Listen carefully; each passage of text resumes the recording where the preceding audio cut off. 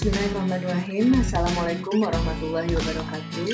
Selamat berjumpa kembali dengan saya Nunung Siti Sukaisi, dosen Prodi D3 Keperawatan dalam mata kuliah Ilmu Biomedik Dasar dengan pokok bahasan Biolistrik dalam Keperawatan. Mungkin sebagian teman-teman mahasiswa yang bertanya-tanya mengapa sih kita harus mempelajari tentang biolistrik dalam keperawatan. Sebelum kita mengetahui apa kaitannya atau benang merahnya dengan profesi keperawatan, kita akan menjelaskan terlebih dahulu tentang apa itu biolistrik.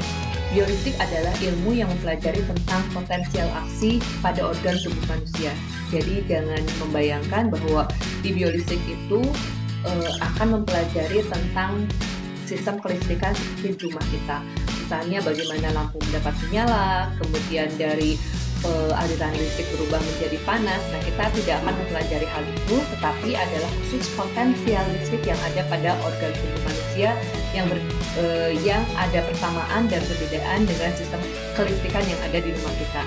Kemudian yang kedua adalah pada biolistrik terdapat dua aspek yang memegang peranan penting, yaitu kita akan mengetahui tentang kelistrikan dalam tubuh manusia dan kemagnetan yang timbul pada tubuh manusia, serta penggunaan listrik dan magnet pada permukaan tubuh manusia. Ya, artinya kita akan mempelajari kelistrikan dan kemagnetan yang digunakan dalam pelayanan kesehatan. Nah, itu salah satu keterkaitan antara biolistrik dengan keperawatan, yaitu ada kelistrikan dan kemagnetan yang digunakan sebagai alat untuk membantu dalam proses pelayanan kesehatan. Kemudian yang ketiga, biolistrik merupakan energi yang terdapat dalam tubuh makhluk hidup, bersumber pada ATP atau adenosin trifosfat yang dihasilkan oleh mitokondria dalam proses respirasi atau proses bernafas. Di sini disebutkan tadi bahwa biolistrik itu dihasilkan dari adenosin trifosfat, sehingga di sini disebutkan bahwa biolistrik itu identik dengan fenomena sel karena berkaitan dengan aktivitas dalam sel, khususnya adalah mitokondria, di mana mitokondria itu mampu menghasilkan potensial listrik yang ada di dalam sel. Sehingga tidak salah sebetulnya ketika kita berbicara tentang biolistrik, kita juga berbicara tentang fenomena yang terjadi di dalam sel tubuh manusia. Sejarah biolistrik sebetulnya lebih mudah dibandingkan dengan sejarah listrik itu sendiri dalam ilmu fisika. Sejarah biolistrik dimulai dengan adanya penelitian oleh Louis Galvani pada abad ke-18 yang melaporkan bahwa eksperimennya terhadap kedua kaki katak itu yang diberi elektroda, kemudian dialiri oleh listrik, ternyata kedua kaki itu bisa terangkat. Itu menunjukkan bahwa kaki katak, dalam hal ini adalah otot kaki katak, itu adalah konduktor atau penghantar listrik. Yang kedua adalah penelitian dari Leopoldo Caldani pada abad ke-19. Di sana menunjukkan sama-sama penelitiannya pada katak, hanya kataknya yang telah mati. Ya, di sana disimpulkan bahwa katak tersebut masih bisa menghasilkan arus listrik ketika katak tersebut sudah mati. Dan kemudian beberapa saat sesudah mati. Kemudian selain kita harus mengetahui sejarah tentang biolistrik yang lebih mudah daripada sejarah listrik itu sendiri, kita juga akan mengadopsi hukum dasar biolistrik, yaitu yang pertama adalah hukum Ohm, yang kedua adalah hukum Joule. Hukum Ohm ini itu disampaikan tentu saja sesuai namanya, yaitu George Simon Ohm pada abad ke-19, yang isinya menyatakan bahwa beda potensial di antara dua ujung konduktor berbanding lurus dengan arus listrik yang melewatinya. Dan dalam rumusan Ohm ini itu akan melibatkan unsur yang pertama adalah beda potensial atau tegangan, kemudian arus listrik, dan yang ketiga adalah hambatan atau tahanan listrik. Yang kedua adalah hukum Joule. Hukum Joule ini berkaitan dengan energi atau kalori, di mana hukum Joule ini menyebutkan bahwa arus listrik yang melalui suatu konduktor dengan tegangan dalam waktu tertentu, nah ini ada tambahannya yaitu dalam waktu tertentu itu akan menghasilkan kalor atau rumusnya adalah W atau H. Jadi itu dua rumus atau dua hukum yang mendasari ilmu biolistrik. Di sini bisa dilihat bahwa dalam hukum Ohm sendiri, itu ada segitiga hukum Ohm, yaitu V di sini yang dinamakan dengan beda potensial, satuannya adalah volt, kemudian I adalah kuat arus yang satuannya adalah ampere, dan yang ketiga adalah R atau resistensi atau hambatan dengan satuannya ohm. Dalam segitiga ini bisa kita simpulkan bahwa ketika kita ingin mengetahui suatu tegangan dalam konduktor, itu kita tinggal mengalihkan I kali R. Jadi kalau P itu sama dengan I kali R. Kemudian bagaimana kalau kita ingin mengetahui kuat arusnya, berapa ampere kuat arusnya? Kita tinggal rumusnya adalah I sama dengan P dibagi R. Begitu juga ketika kita ingin berapa hambatannya dalam arus listrik yang ada dalam suatu aliran listrik. Rumusnya adalah R sama dengan P per I. Jadi segitiga ini memudahkan kita untuk menghafal rumus Ohm yang begitu mudah. Jadi ketika kita berbicara tentang tegangan, itu rumusnya tegangan sama dengan atau beda potensial itu sama dengan I dikali R. Artinya apabila beda potensial atau voltase itu tinggi, maka akan semakin tinggi pula I dan R-nya. Dan begitu juga ketika kita ingin mengetahui I-nya adalah rumusnya adalah V per R. Begitu juga R, rumusnya adalah V per I. Jadi dapat disimpulkan bahwa di dalam suatu penghantar listrik atau yang dinamakan dengan konduktor, jadi saya akan mengingat kembali bahwa dalam kelistrikan itu ada yang namanya konduktor. Konduktor itu adalah penghantar listrik. Jadi suatu benda yang dikatakan konduktor itu dapat menghasilkan listrik. Kebalikannya adalah isolator. Isolator adalah tidak dapat menghantarkan listrik. Jadi contoh konduktor itu seperti besi, kemudian baja, platina, emas itu adalah penghantar listrik atau konduktor. Dan kebalikannya isolator, contohnya adalah kain, kemudian kayu, karet itu adalah isolator. Nah, kita tidak akan membahas banyak tentang isolator, tetapi kita akan membahas tentang konduktor.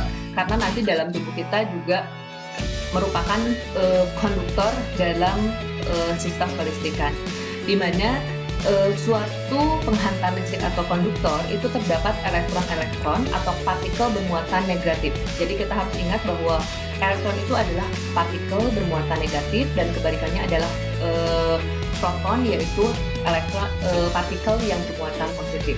Di mana dalam suatu konduktor itu terdapat elektron-elektron yang dapat bergerak bebas. Tetapi elektron itu tentu saja tidak menghasilkan aliran listrik. Bagaimana arus listrik terjadi? Arus listrik terjadi itu ketika adanya beda potensial listrik di antara dua ujung konduktor.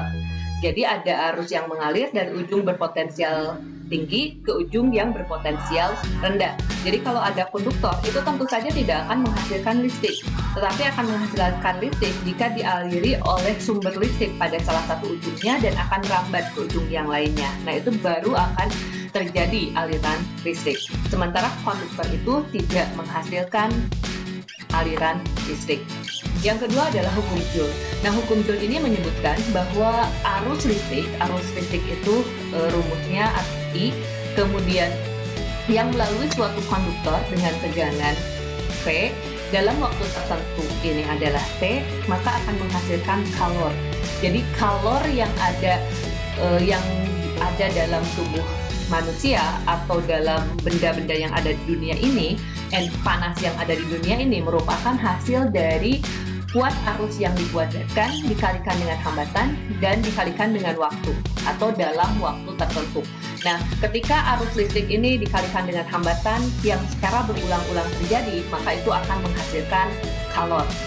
Ya, salah satu contohnya misalnya ketika kita menggesek-gesekkan benda, misalnya kayu dengan kayu yang asalnya isolator kemudian digesekkan secara terus-menerus, nah itu akan menghasilkan arus listrik dan ada hambatan atau gesekan dalam jangka waktu tertentu itu akan menghasilkan panas. Lama-lama kalau kita pegang, itu kayu tersebut akan menjadi panas. Nah, itu adalah implementasi dari hukum Joule. Nah, setelah kita berbicara tentang hukum kelistrikan dasar, kita akan masuk ke dalam biolistrik yang ada dalam tubuh manusia. Jadi sekali lagi kita tidak akan atau jangan pernah membayangkan bahwa arus listrik yang ada dalam tubuh manusia itu seperti arus listrik yang ada di rumah kita. Tetapi kelistrikan dan kemagnetan dalam tubuh manusia itu berhubungan dengan perpindahan ion-ion, ion positif dan negatif dalam tubuh manusia. Di antaranya dalam tubuh manusia itu yang paling terlihat aliran listriknya itu adalah pada sistem saraf dan otot jantung. Di mana sistem saraf ini ya, di dalam sistem saraf itu akan terdapat sel-sel saraf itu yang dapat mengantarkan impuls. Impuls itu adalah awalnya dari rangsangan dari luar, kemudian nanti akan merangsang sel saraf dan akhirnya diantarkan dalam bentuk impuls yang disampaikan ke otak.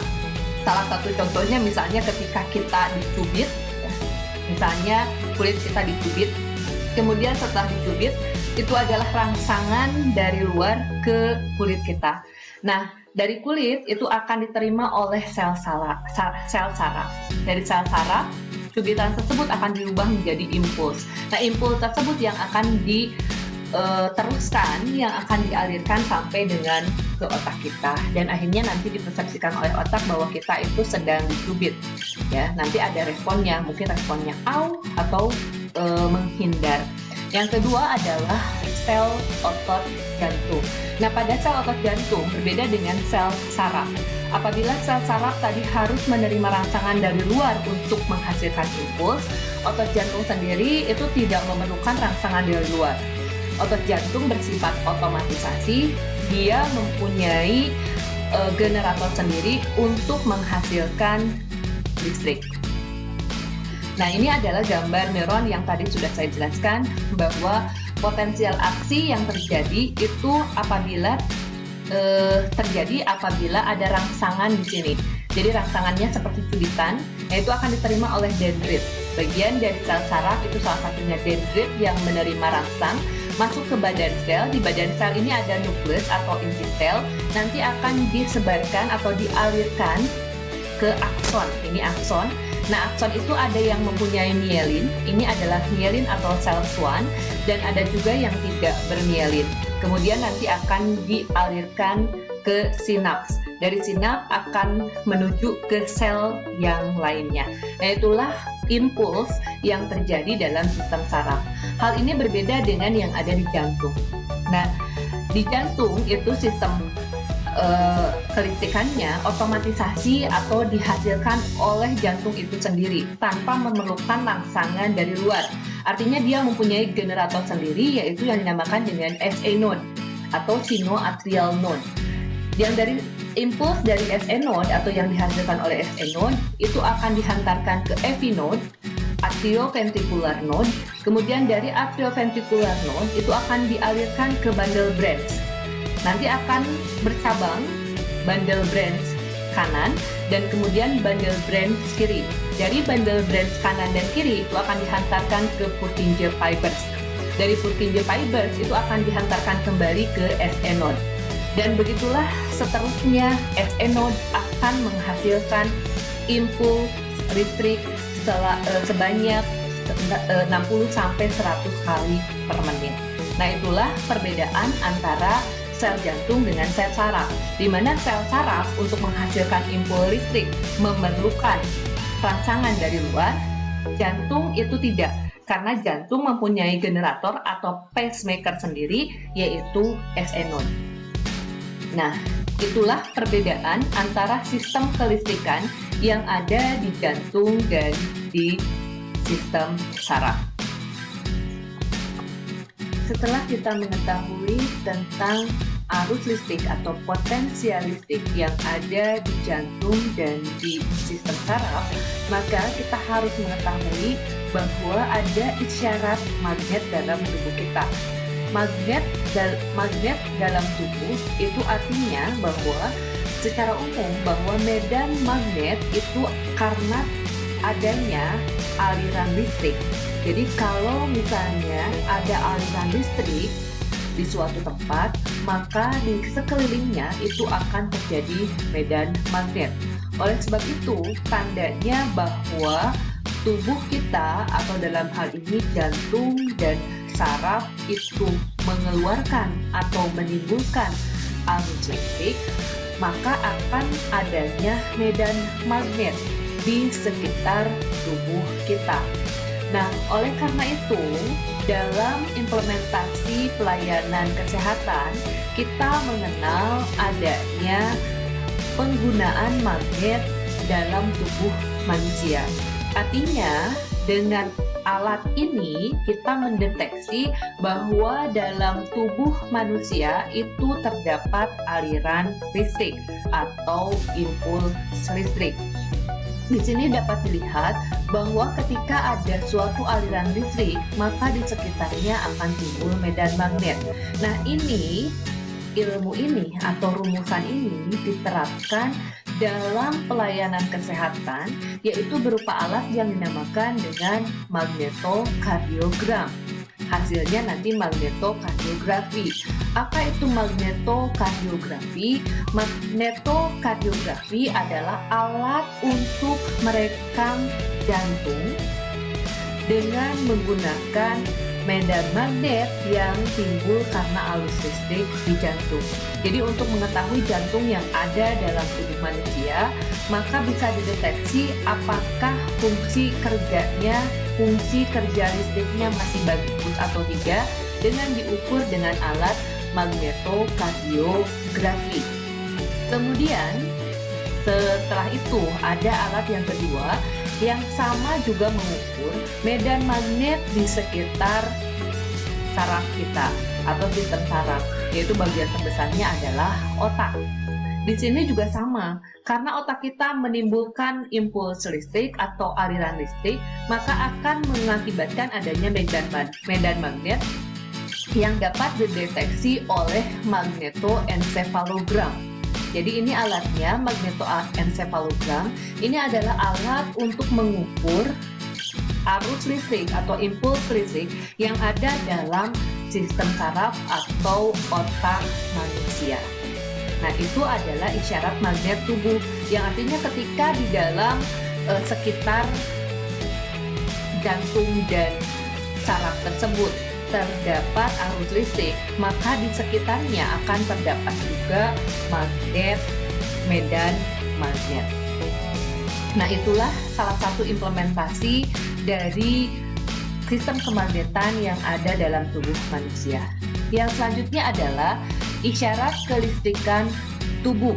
Kalau tadi kita berbicara masalah isyarat kemagnetan, bahwa dalam tubuh kita ketika ada medan magnetnya, berarti otomatis sebelum medan magnet tersebut ada, bahwa akan ada listrik yang mengalir. Nah, itu dibuatlah dua alat tersebut, yaitu magnetokardiogram dan magnetoencephalogram. Nah, yang selanjutnya adalah bagaimana cara mengukur kelistrikan tubuh itu sendiri. Nah, di sini sudah ada 7 alat, yaitu alat yang bisa digunakan untuk mendeteksi apakah ada gangguan pada sistem aliran listrik yang ada dalam tubuh manusia, yaitu yang pertama adalah elektromiogram. Ini adalah alat untuk mengukur sistem kelistrikan yang ada di otot kita, yaitu otot rangka atau otot lurik. Yang selanjutnya adalah elektroneurogram atau EMG. Elektroneurogram tentu saja akan mengukur sel-sel saraf yang ada di luar otak. Jadi sarafnya bisa di tangan, di kaki, ataupun dimanapun yang ada sistem sarafnya. Yang ketiga adalah elektroretinogram. Ini juga melihat aktivitas listrik yang ada di retina, ya, yang ada di dalam bola mata kita. Di sini ada retina, itu namanya alatnya adalah IRG. Yang selanjutnya adalah elektrookulogram. Ini juga mengukur kelistrikan yang ada di mata kita. Jadi selain retina juga ada elektrookulogram. Dan selanjutnya adalah elektrogastogram. Ini juga berfungsi untuk mendeteksi renjatan-renjatan atau alus listrik yang ada di otot yang ada di gasper kita. Karena gasper kita tahu bahwa ada gerak peristaltik dan bisa diukur kekuatan listriknya dengan elektrogastrogram. Yang selanjutnya adalah elektroensefalogram. Ini adalah alat untuk mengukur aktivitas listrik yang ada di otak kita. Dan yang terakhir adalah elektrokardiogram. Nah, ini mungkin yang paling familiar, paling populer dengan kita, atau yang dikenal dengan ECG atau EKG. Jadi bagaimana cara atau alat untuk mengukur sistem kelistrikan yang ada di jantung kita. Jadi sampai dengan saat ini kita di dalam dunia kesehatan sudah menggunakan alat-alat untuk mendeteksi sistem listrik yang ada di dalam tubuh manusia untuk menunjang pelayanan kesehatan dan keperawatan. Demikian penjelasan saya mengenai biolistrik.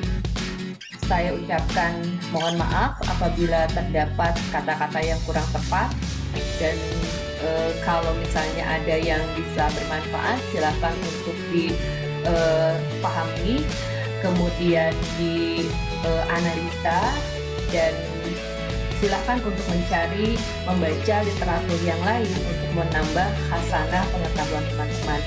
Demikian penjelasan saya tentang biolistrik pada mata kuliah ilmu biomedik dasar. Semoga membantu teman-teman dalam mempelajari biolistrik dalam keperawatan. Saya akhiri dengan billahi taufiq wal hidayah. Wassalamualaikum warahmatullahi wabarakatuh.